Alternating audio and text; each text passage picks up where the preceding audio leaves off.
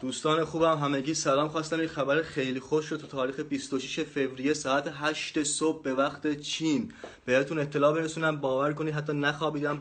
ببخشید که خسته هستم، چشام شاید قیافم یه ذره غلط هستش، ولی خواستم این خبر رو بهتون برسونم که درمان قطعی ویروس پیدا شده تو چین. خبرگزاری های چین کامل اعلام کردن، دولت چین تایید کرده، ارتش چین تایید کرده و همه چی، و بالاخره ما هم تونستیم اینجا به قول کدگشایی کنیم، رمزگشایی کنیم و بفهمیم که چطوری میشه این دارو رو ساخت. حتی اگر ایران موادش وجود نداشته باشه، ما از ایران اینجا تهیه خواهیم کرد و خواهیم فرستاد. فقط به دلیل اینکه شایبه های درست نشه که من دارم سودجویی میکنم یا دارم نمیدونم دکون وا میکنم واسه خودم، این خبر رو فقط به خبرگزاری های رسمی ایران خواهم داد. یعنی از اونا خواهش کردیم که بیان تهیه کنن و خبرگزاری رسمی باید منتشر کنه. فقط خواستم اینو بگم که پرستارها و دکترهای عزیز تو خط مقدم جنگ با ویروس، دم همتون گرم. ولی بالاخره تموم شد این کابوس و همه چی، و بالاخره ما فهمیدیم کی به کی هست. فقط دیگه همین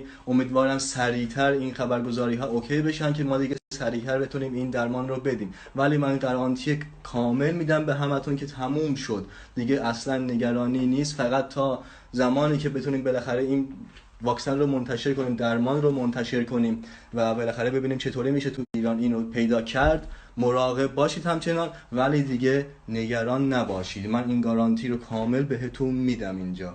و در آخر خیلی سریع بهتون بگم که این درمان برای کسایی که مریض هستن و کسایی که اصلا ویروس نگرفتن و کسایی که در آستانه گرفتن هست، برای همه کسا اوکی هست، جواب میده. تمام.